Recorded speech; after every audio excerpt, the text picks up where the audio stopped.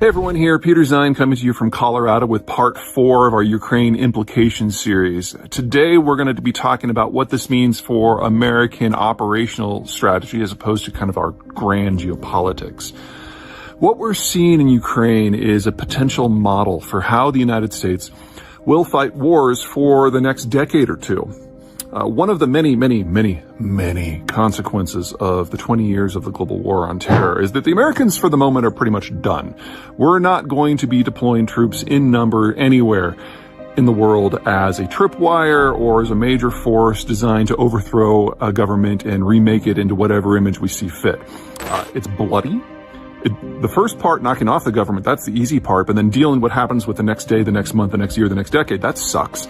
And as we have discovered, with over 100,000 troops and trillions of dollars of investment in Afghanistan and Iraq, we are left with a broken nation and a nation that is, I don't want to call pathologically hostile, but not very fond about the United States about anything. It didn't work. And so the United States needs a different method. And in that method, the Army is no longer an option in terms of ground deployment. We will use the Army if we are faced with a strategic threat. But regardless of what you say about how we did Iraq and Afghanistan, I don't think any of us really thought of the two countries themselves as strategic threats. There may have been elements within them like Al-Qaeda that required getting knocked off. But to say that that required 100,000 troops, no. The 100,000 troops went to try to reshape the local space so that a future strategic threat would not arise. And in that, the war on terror was a failure. So, Ukraine. Here we have a highly motivated country of about 40 million people who is standing up to a nearly as motivated country of roughly 135 to 145 million, Russian numbers, who knows. And all they require is every bullet and drop of fuel that they need to prosecute a war. So what we're seeing is the United States has identified as a strategic threat, Russia, and is using a local power to fight the war with American technical and industrial infrastructure. So we provide the equipment, and it's more than that. The technical side of things. The United States has the most sophisticated satellite monitoring system in the world. I'd argue it's better than everyone else's combined by a significant margin, probably a factor of 4 or 5.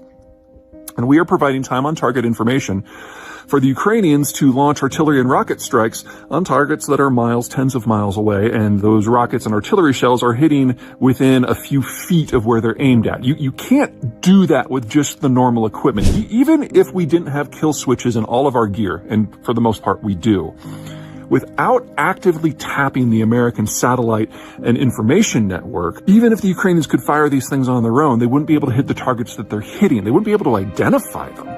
That requires a degree of American involvement, but not a degree of American involvement in Ukraine. So there's a whole kill chain here.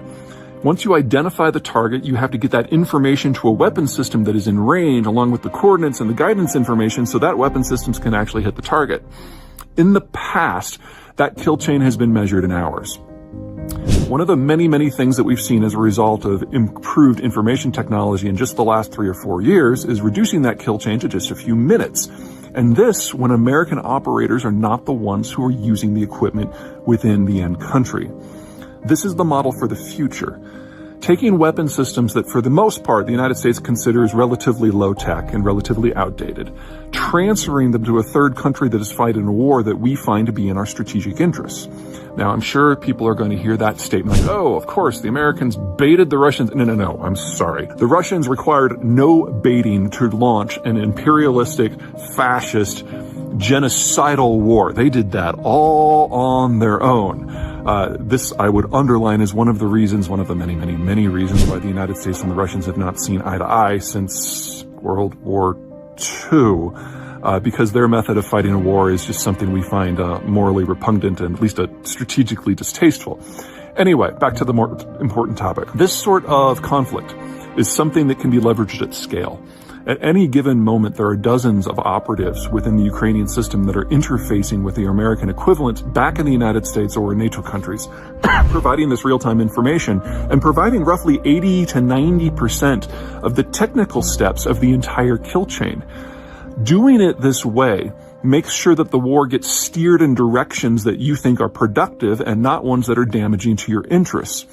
This isn't World War II.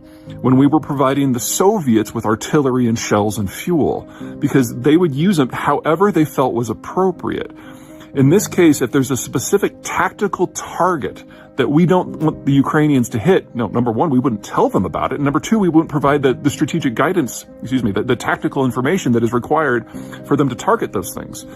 So one of the very, very few scenarios that I can see where nuclear weapons could come into play in the Ukraine war would be if the Ukrainians decide to cross the border into Russia proper, that they just experienced such runaway success they decided to go for the gold. Well, they can't do that without American gear, and the American gear cannot be used in the way that it's being used in Ukraine right now without active American participation. So we do not need to worry about the Ukrainians getting ahead of themselves unless we decide we want to empower them to do so, and I can't imagine that is going to happen. You can apply this model to any place where you've got a numerically superior foe who has some logistical concerns. I can see this working great in Korea or Taiwan. I can see this working with Egypt. Any place where there are foes nearby that can't be handled unless you can provide mid to long range strike capability with precision. And if you can do that, the math changes. The other side of the equation that we're not seeing in Ukraine, but we will see elsewhere, are special operations forces. Navy SEALs, Army Rangers, CIA, that sort of thing. Where you take a few small teams, usually numbering fewer than 100 people, and throw them behind enemy lines, or you have them directly interfacing with allies in order to get more bang for the buck. Now, in the global war on terror, our special operation forces operated with local groups like the Kurds or the Hazara in Afghanistan in order to kind of bring in American airstrikes. Basically, you travel with the team for protection and for getting the local lay of the land, identifying targets, and then you call in airstrikes. That'll still continue. But one of the things we're seeing with the better artillery and rocket coordination is this can happen at multiple levels. The reason that the special operation forces are not active in Ukraine is because Ukraine has nukes, and if you put American boots on the ground, those nukes might come into play, and that's something we're really trying to avoid. But you could do that versus Syria really easily. Now, the Syrian rebels are not benefiting large scale from American equipment because we don't want to piss off Turkey. But I can see, based on certain circumstances, those alliances shifting.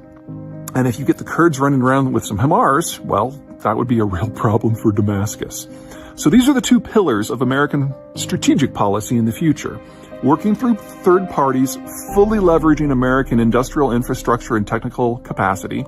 And on the other side, for a more pointed application, special operation forces doing a lot of disruptions either behind enemy lines or in terms of acting sort of like a guidance counselor for militant groups that are already in the region. This is going to last until such time as the United States has gotten over its gun-shy period.